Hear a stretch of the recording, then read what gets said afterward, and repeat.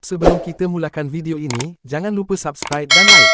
Semoga video ini bermanfaat buat anda. Terima kasih.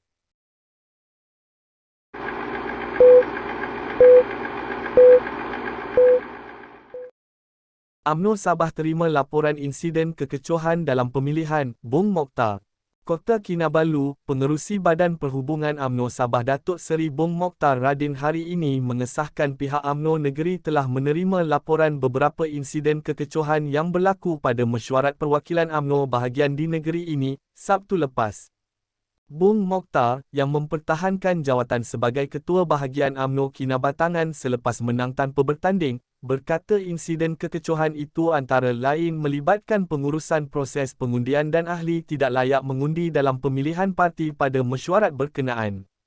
Tanpa merujuk kepada mana-mana bahagian UMNO, beliau juga meminta bahagian UMNO yang terlibat dengan sebarang insiden tidak diingini pada mesyuarat itu supaya membuat laporan kepada Jawatankuasa Pemilihan UMNO Pusat untuk tindakan lanjut.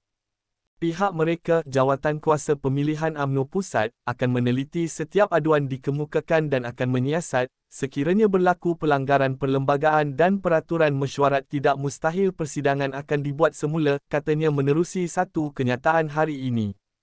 Antara kekecohan yang menarik perhatian ramai pada Sabtu lepas ialah mesyuarat perwakilan UMNO bahagian Lahad Datu di Dewan Seri Perdana. Lahad Datu yang dicemari oleh insiden pergaduhan dipercayai akibat provokasi sehingga menyebabkan dua individu cedera. Ketua Polis Daerah Lahad Datu ACP Rohan Shah Ahmad dilaporkan berkata dalam insiden pada pukul 2.45 petang itu, seorang daripada mangsa yang cedera adalah kaki tangan Badan Perhubungan UMNO Sabah manakala seorang lagi ahli Jawatankuasa Pemuda UMNO bahagian Lahad Datu. Dalam pada itu, Bung Mokhtar juga meminta ahli UMNO selepas pemilihan kali ini agar memberikan keutamaan untuk mengembalikan semula perpaduan dalam parti dan saling memaafkan antara satu sama lain dalam usaha memperkasakan kembali parti itu. Beliau melihat pemilihan UMNO yang berlangsung serentak di seluruh negara pada Sabtu lalu sebagai kemeriahan demokrasi apabila ramai yang menawarkan diri bertanding walaupun parti itu dikatakan mengalami kemalapan.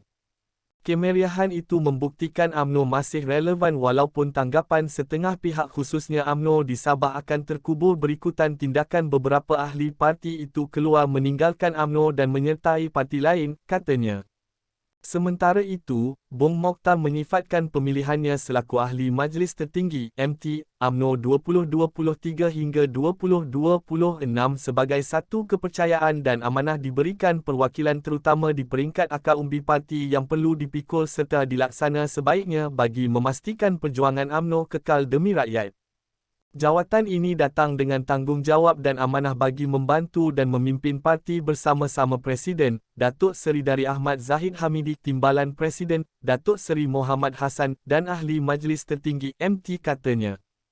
Bung Mokhtar yang memperoleh 160 undi, juga kelima tertinggi dalam calon ahli MT, merupakan antara yang terpilih ke jawatan berkenaan berdasarkan keputusan rasmi dikongsikan Setiausaha Agung UMNO Datuk Seri Ahmad Maslan menerusi hantaran di laman Twitternya semalam.